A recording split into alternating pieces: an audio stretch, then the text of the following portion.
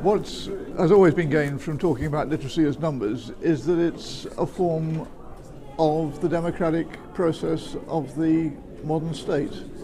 We began to count, I think, in the first place in order that we might decide how to allocate public finances and or we might find out whether that investment was being properly made. And to us, both those questions seems to me to be intrinsic to any kind of democratic decision making in a modern polity. So I think that will always be there, and that for as long as we have to invest in the promotion of literacy, whatever we may think literacy is, then we're bound to want to have some kind of quantitative indicators about the scale of need and about the effect of that investment. We're using resources for literacy which could be otherwise applied to other forms of public good or other forms of private consumption, and if we're to divert them into literacy, I think counting is inescapable.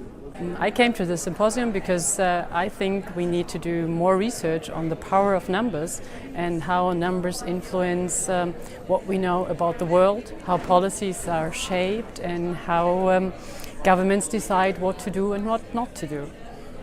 It's really only with this kind of information that one can have a good idea of the extent to which there is a problem with adult literacy in countries, the extent which groups do and don't have high levels of proficiency in these kind of skills, and really without that kind of information, I mean, governments, policymakers, and even practitioners are more or less in the dark about the dimensions of this skill that we call literacy. The problem is that if you frame this in terms of different discourses, you can start losing track of the real details of how literacy actually is a social practice, and embedded in the practice of literacy there are hundreds of dimensions of what social life is about. And that's one of the risks. The other risk is that if you frame this in terms of a given political discourse about international competitiveness, you miss the point of what education is about in terms of education as a fundamental human right. I feel that we have somehow created these divisions between quantitative and qualitative work. And my own research into what is known as quantitative work has shown it to be extremely qualitative.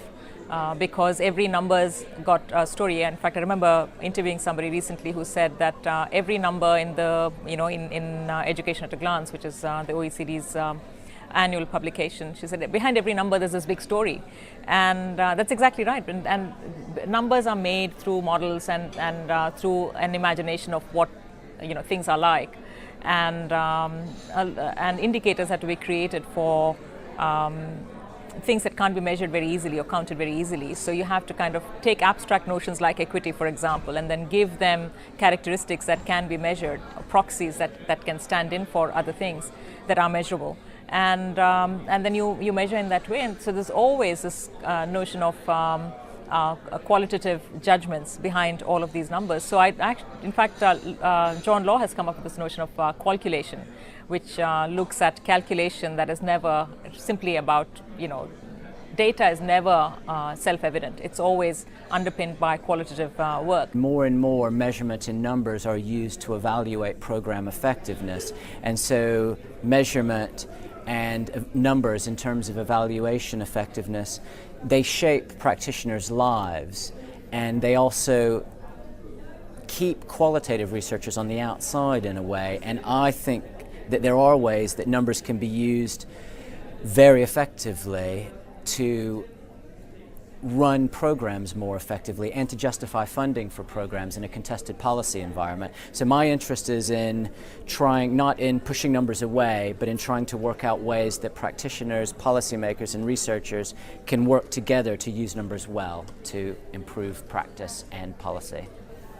I think what's gained by treating literacy as numbers is it simplifies the complexity of literacy in a way that makes it possible to talk about it in a range of different contexts. But that is also part of what gets lost by treating literacy as numbers.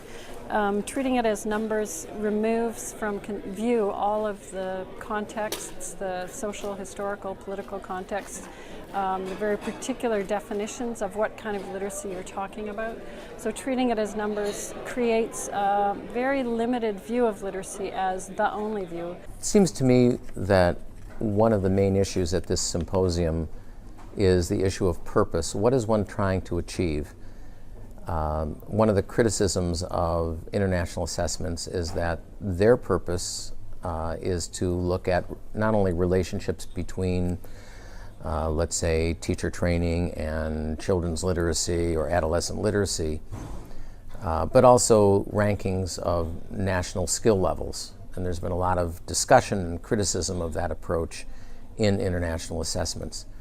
But the issue to me is really, what is the purpose of these assessments? So if the purpose is ranking of countries, then one has to come up with a strategy to do so. On the other hand, if one's approach is to look at creating equity in education, equity in learning, then the issue there is more making sure that the kinds of assessments that are used treat individuals who are marginalized, who have the greatest chance of becoming